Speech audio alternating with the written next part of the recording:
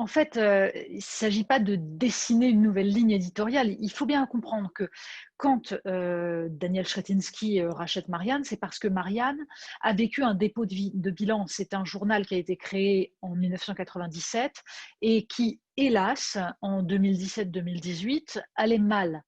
Et Daniel Chretinsky a racheté le journal et donc il a voulu le sauver. Alors pourquoi m'a-t-il appelé moi à la tête de Marianne, dans la mesure où, a priori, je ne représente pas exactement ses options idéologiques? Oui. Je dirais que dans un sens, c'est le rôle d'un actionnaire de ne pas se prendre pour un directeur de rédaction. Et donc c'est très important de bien séparer l'actionnariat et ce qui est la ligne d'un journal. Donc moi, pourquoi je suis à Marianne? Parce que c'est là que j'ai commencé dans le journalisme, c'est là que j'ai appris mon métier. Je fais partie des gens sans doute qui connaissent le mieux l'histoire de ce journal, ce qu'il a été, pourquoi il a été fondé. Et donc mon rôle, c'est tout simplement de rendre à Marianne son identité, sa spécificité. C'est un journal qui a été créé par Jean-François Kahn pour être différent, pour être le poil à gratter du paysage médiatique français. En 97, quand il le crée, il veut se battre contre ce qu'il appelle la pensée unique médiatique, c'est-à-dire cette idée que même s'il y a des journaux de droite, des journaux de gauche, finalement, on a l'impression qu'ils écrivent tous la même chose, ou en tout cas qu'ils écrivent tous sur la même chose, et que certains sujets sont tabous, et que certaines idées sont tabous. Et donc son idée, c'était que nous, journalistes de Marianne, nous devions aller sur les sujets que les autres n'allaient pas traiter, ou alors avec des pincettes, refuser ce diktat qui consistait à dire, puisque vous traitez de ça, c'est que vous faites le jeu du Front National ou de tel ou tel. Vous savez, quand il a créé Marianne, Jean-François Kahn raconte que quand il a dit je vais créer un journal qui va s'appeler Marianne, donc avec l'emblème de cette femme qui tient le drapeau français, qui est la Oui. République guidant le peuple de Delacroix, on lui a dit vous allez faire un journal Front National. C'est-à-dire qu'on avait abandonné les symboles de la République à l'extrême droite. Et il s'est battu contre ça. Et donc, mon rôle à moi, c'est de continuer dans cette veine et de dire, on va lire l'actualité d'aujourd'hui avec les convictions républicaines qui sont celles de Marianne et avec cette conception du journalisme qui consiste à dire, notre rôle, c'est de donner les faits, c'est de décrypter les faits, c'est de les replacer dans un contexte plus large pour donner les clés au lecteur, parce que c'est à lui de se faire son opinion. Notre rôle, c'est pas de lui dire vous devez penser ça, ça c'est le bien et ça c'est le mal. On n'est pas des curés, on est des journalistes.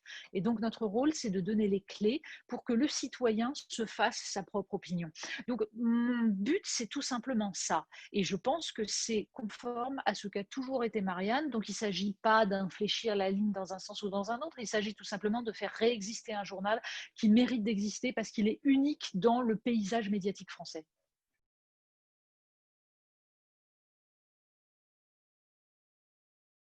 Déjà, il faut bien comprendre de quoi on parle.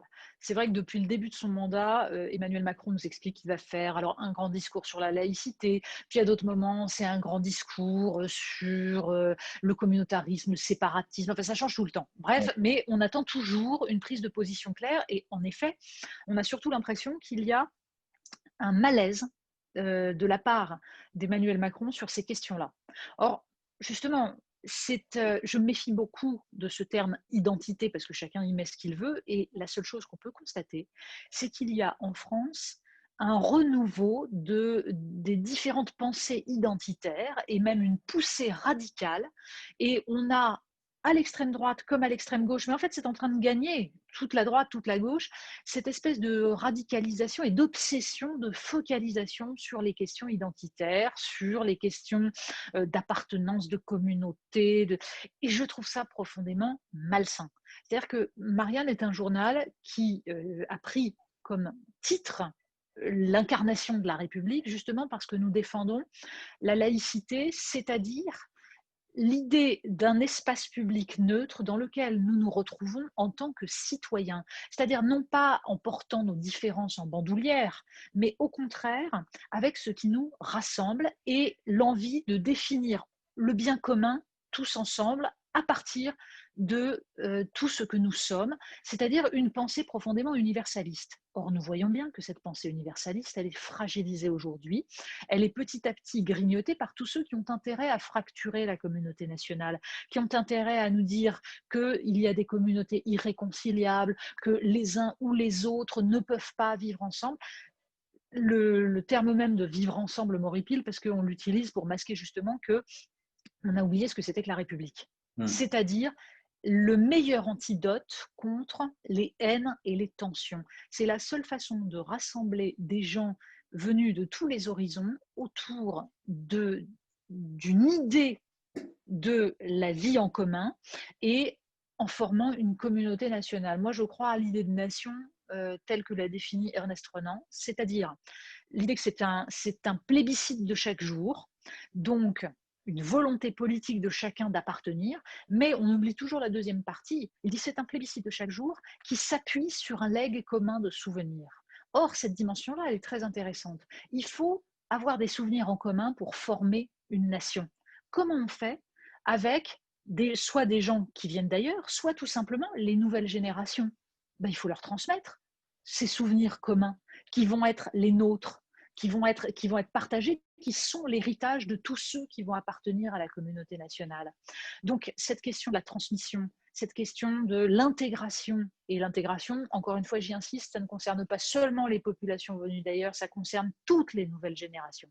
Et bien tout ça, ce sont des sujets absolument essentiels. Est-ce qu'on entend aujourd'hui Emmanuel Macron sur ces questions-là? Est-ce qu'on entend réellement un discours clair comme celui que je viens de tenir? Hélas non, parce que cette définition très spécifique de la laïcité, c'est-à-dire la définition de la laïcité à la française, qui est une exception dans le monde, eh bien, elle est oubliée par tout le monde parce que c'est plus simple de se laisser aller à accepter les concepts anglo-saxons qui sont en train de nous envahir parce que, évidemment, c'est la force du modèle américain, du soft power à travers la culture américaine, les séries télévisées, le cinéma, et tout ça est en train petit à petit de détruire ce qui faisait le pacte politique à la française, qui est différent, qui n'est pas forcément meilleur, mais qui est différent et qui repose sur une histoire différente. Pour ma part, je crois qu'il est la meilleure réponse aux enjeux actuels et à la question de savoir comment on peut faire cohabiter des gens différents, qui pensent différemment, qui croient différemment, qui ont des histoires différentes. Je suis profondément persuadée de ça. Donc je crois qu'il y a un enjeu aujourd'hui. Il est d'autant plus important, encore une fois, qu'on voit monter les haines, qu'on voit monter les tensions. Donc, ce qui est important, c'est c'est évidemment de mettre en perspective tout cela, c'est-à-dire d'abord de redéfinir les concepts. Qu'est-ce que c'est que la laïcité à la française? En quoi elle est différente de la tolérance à l'anglo-saxonne? En quoi tout ça nécessite évidemment un apprentissage? Qu'est-ce que c'est que l'universalisme? Pourquoi il est remis en cause aujourd'hui? Puis après, il faut enquêter, il faut décrypter les moyens qu'utilisent certains militants pour petit à petit contester cet universalisme.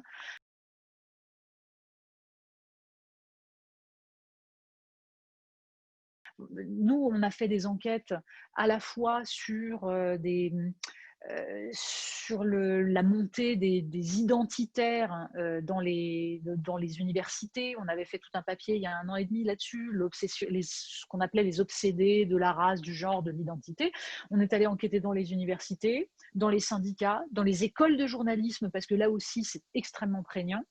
Et on avait comme ça expliqué quels étaient les mécanismes idéologiques qui faisaient que cette vision à l'anglo-saxonne du communautarisme était en train de s'imposer. On a aussi mené des enquêtes sur la façon dont la galaxie Soral était en train de gagner du terrain partout sur les réseaux sociaux, sur Internet. Je pense que c'est à partir de ces enquêtes qu'on peut défendre ce qui est le cœur de l'existence de Marianne, c'est-à-dire en effet la défense du bien commun. Mais le bien commun, c'est aussi, c'est pas seulement il ne faut pas seulement le défendre contre les intérêts, j'allais dire, religieux ou idéologiques.